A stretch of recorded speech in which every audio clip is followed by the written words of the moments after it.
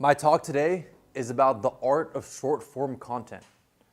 And I want to start off by very quickly introducing myself. You guys might have met me around, maybe you've seen me at Founders Inc. yelling at people.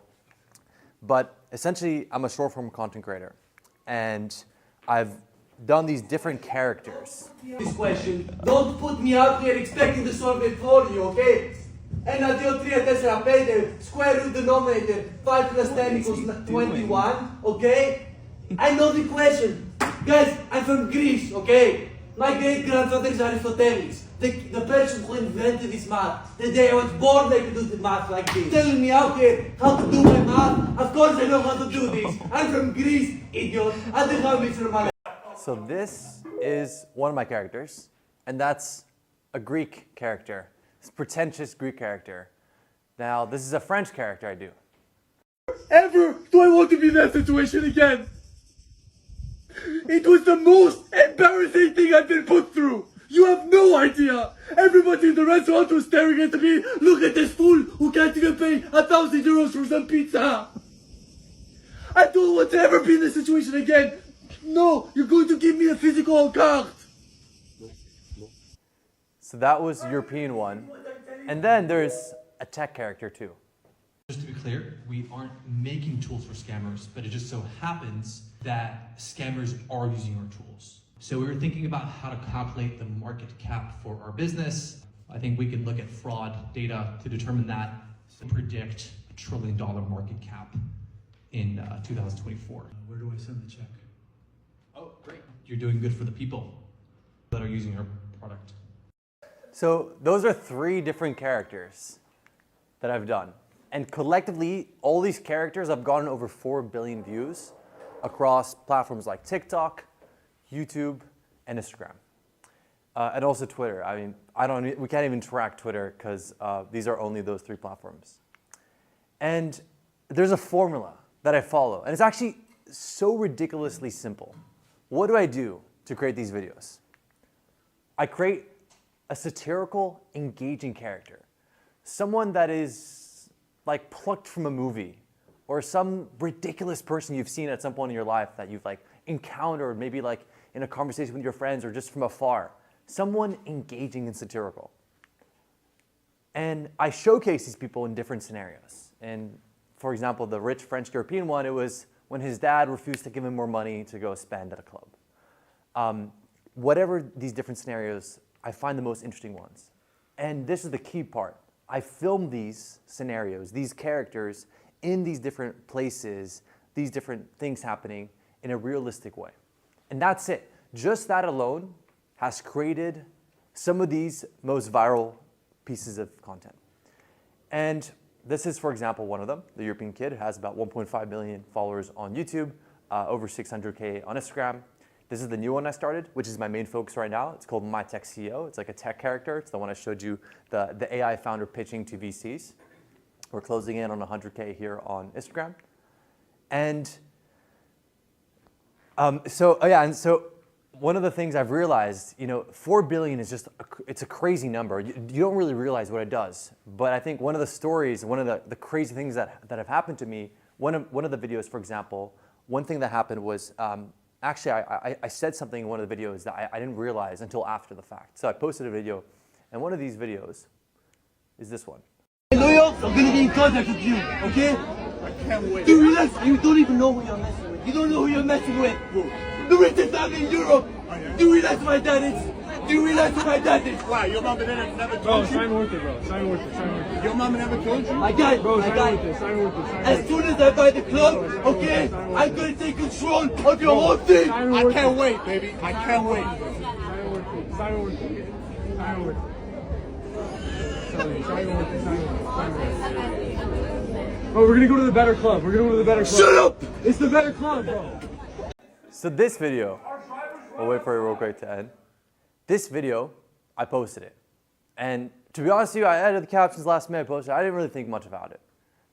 And sometimes I just improvise with these videos. They're just like, whatever. In this case, I improvise like, I'm the richest family in Europe. And this video went absolutely wild, completely viral. But what happened? every news media, like major news media article, started looking at this video and saying, says he's the richest family in Europe? That means he's related to Bernard Arnault, the richest man in the world, who has over $200 billion net worth. I'm not sure actually how much he's worth. And then there's this wave of articles that start coming out. Is this the other son? It's related to the family.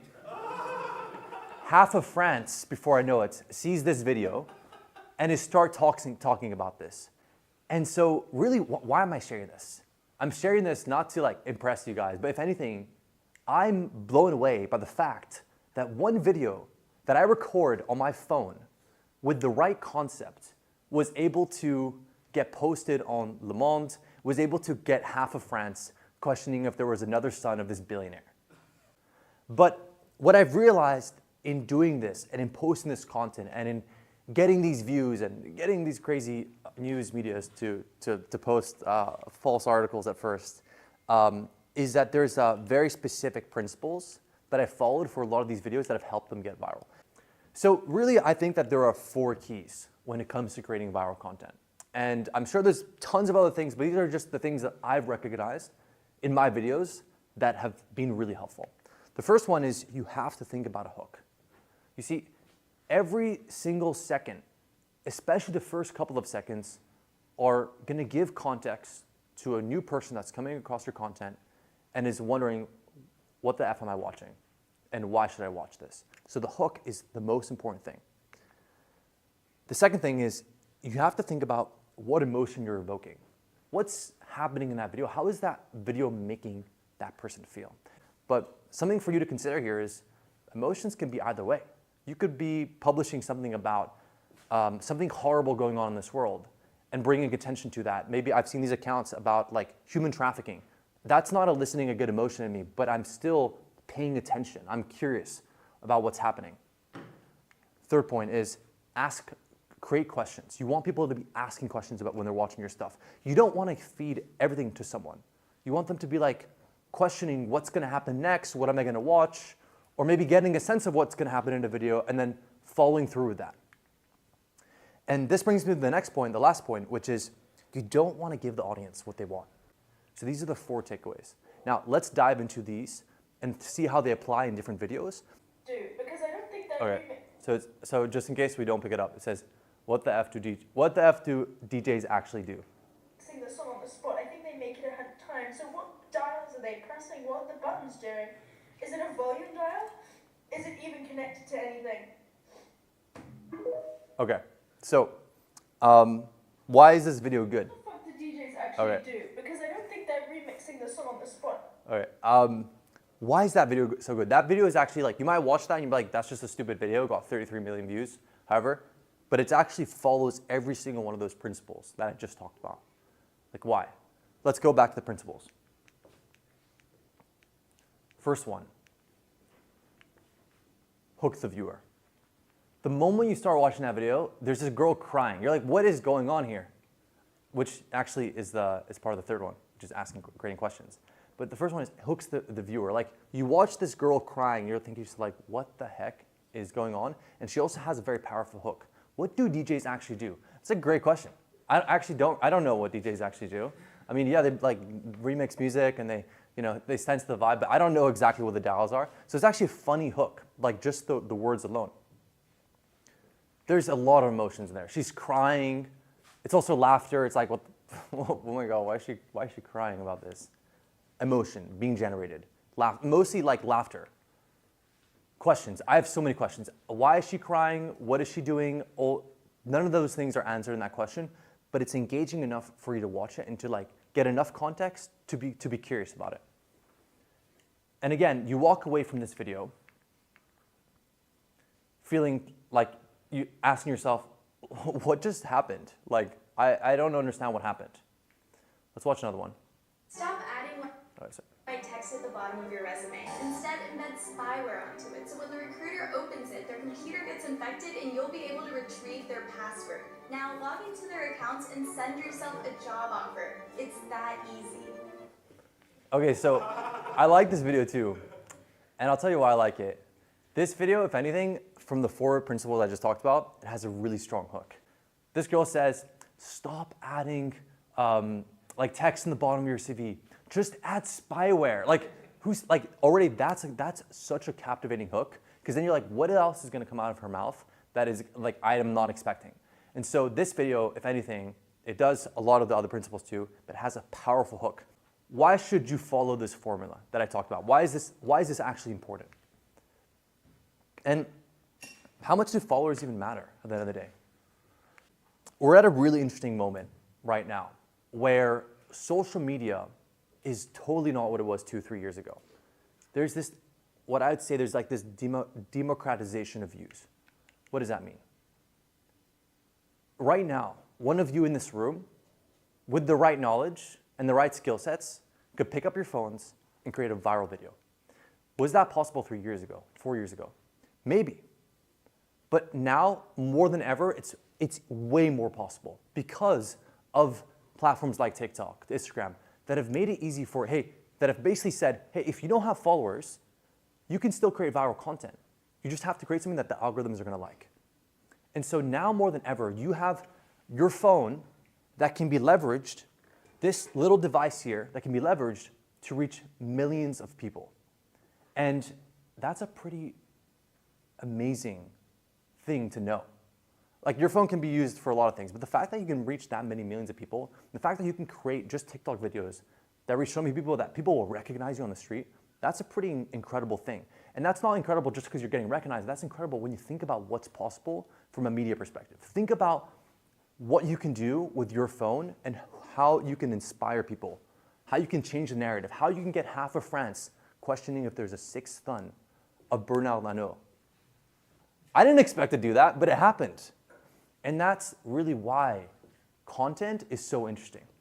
And I wanted to mention that real quick because I wanted to show you guys the importance of these principles, because these principles are going to help you create content that is going to go viral, or at least it's going to guide you.